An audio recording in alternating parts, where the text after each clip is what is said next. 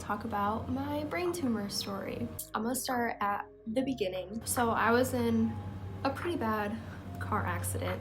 I was driving home from dance team rehearsal. It was about 11 o'clock at night, and I was going through a light, and this car ran their red light and hit me on the driver's side. I ended up hitting my head, the left side of my head. I was taken to the hospital just to get checked out, just to see if I had a concussion or not. They did a CT scan of me at the hospital, and they were coming back with the results, and they said they used the word tumor. They said you have a tumor or a brain bleed. They couldn't say for sure at the time. At the ER, they told me that I need to see a neurosurgeon. So I was released from the ER, and I went home, and it kind of freaked me out a little bit, but we didn't know for sure what it was, so there was just something in my head that was not supposed to be there. And prior to all of this, before the accident, before everything, I was starting to get really bad headaches on my left side, and it was kind of like right under my eye feeling. It felt like the headache was right underneath my eye, and I remember I was telling my grandma and my mom, like, I'm getting really bad headaches, something is not right. But I was kind of just whatever, maybe I'm just getting migraines, I'm not really quite sure. So a couple weeks went by. I had scheduled an appointment at the Cleveland Clinic with a neurologist, but I was waiting, insurance had to clear for the MRI and all the stuff that they needed to do. So I was just waiting and waiting on that. 2 weeks after I went to the ER, I was camping with my mom. It was a Saturday. And I was not feeling good. Something was wrong. I was kind of dizzy, but it wasn't too bad. I remember I went to sleep really early that night. Didn't even stay up for like the bonfire or anything like that. That was Saturday.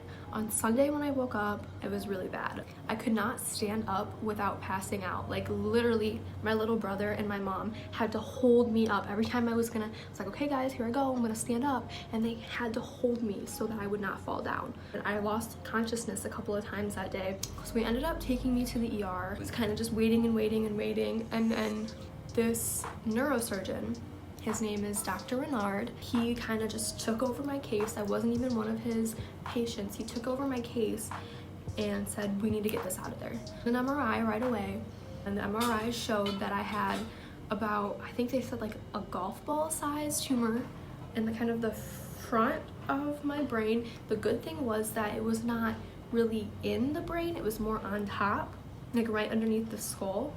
But there was a portion of it kind of dripping into the center of my sinus cavity. So that's why he kind of said, like, we need to get this out of here now. They admitted me right away. I was in the neuro ICU for a couple days, and so I went to the hospital on a Sunday, and my surgery ended up being that next Wednesday. So from Sunday to Wednesday, I was in the neuro ICU for a couple days. I was like, they put me on bed rest. I could not get out of bed. Not even to go to the bathroom, like I could not get out of bed. My surgery was in the morning on Wednesday. I remember we talked about with the surgeon and my mom, he said, I'm not quite sure how much hair I'm gonna have to shave off. He said, I just wanted you to know that. I thought I was gonna come out of there with a half-shaved head. I had no idea what to expect. I didn't really give myself time to freak out about the whole situation because it happened so fast. Like, from that Sunday, I was admitted right away, and they said, okay, we're gonna do the surgery. And those days I was in the hospital before the surgery just kind of flew by. So I never really gave myself time to freak out about the situation.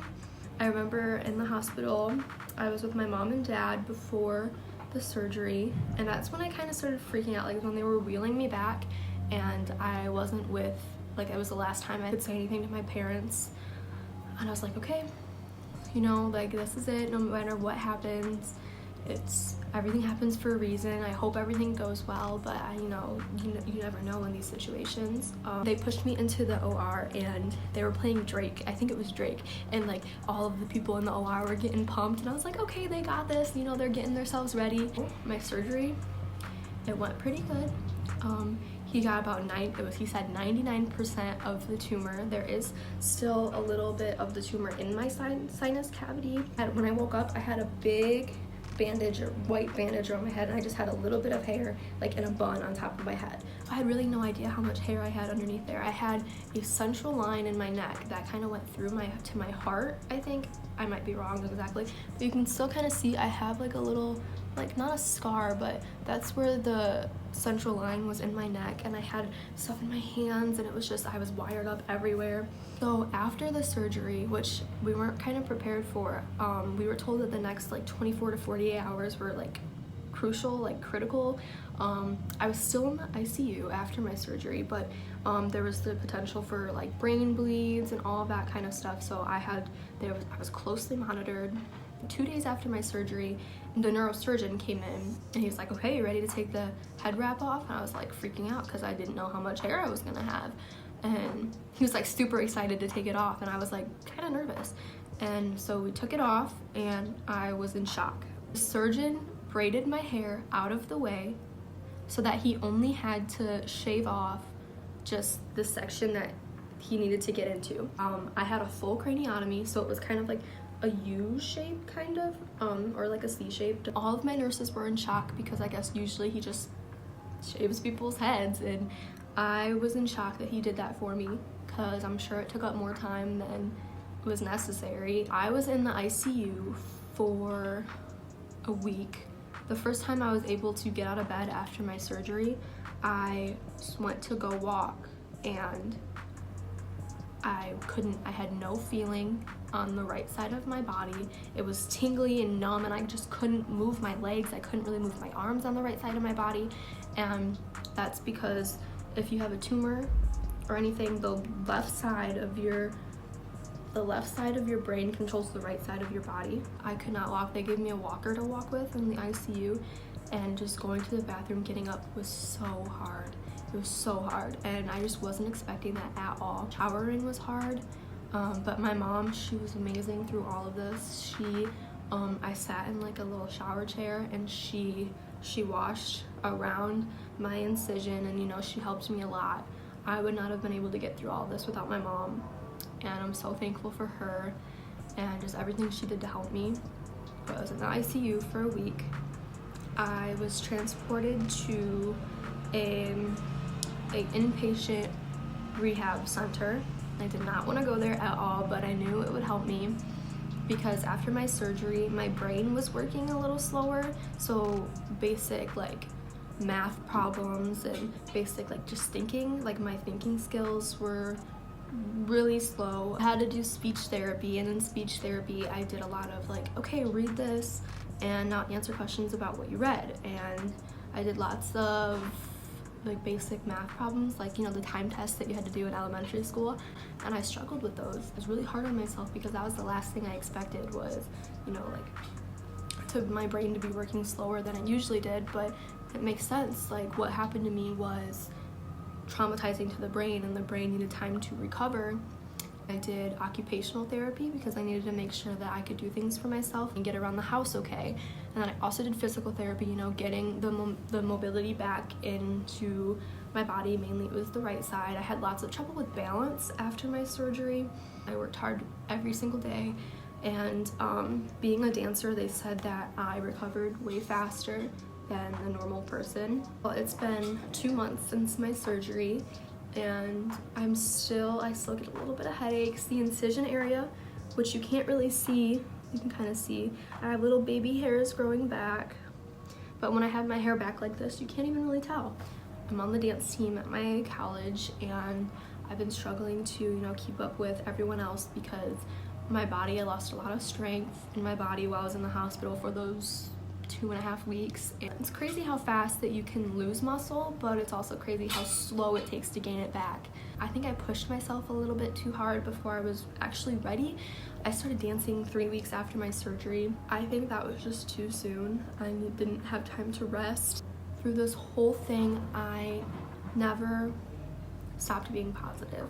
I think I was trying to be strong for my family because it was a crazy thing that happened, and it was a big deal, a big surgery. But I was trying to be strong for my family, and I never really took time to think about everything that was going on. So I stayed strong and positive, and I think that really helped me get through it. I'm still trying to stay positive even though it is hard. I don't think I'm physically or emotionally healed yet, but I know I'll get there. And my family is still an incredible help. I am going to college now and I'm living by myself. I wouldn't be able to do this without the support of my family, and the doctors and everyone who worked with me were amazing. Dr. Renard's team is so kind, and I'm so very thankful for them, and I'm thankful for the way everything went down. And the car accident that I was in was a blessing in disguise. If I was never in that car accident, we would have never found the tumor. If any of you are going through kind of the same thing or even similar things that I am, I know that when I first found out about my tumor, I Googled it and I ended up watching videos of people telling their story about their tumor or their brain surgery, and it really helps me feel better. So if anybody has questions or anything like that, feel free to contact me on any format. You can comment on this video or follow me on Facebook or Instagram. You can add me on Snapchat, anything. If you have any questions, let me know. I'll be so happy to answer them for you. So thanks for watching.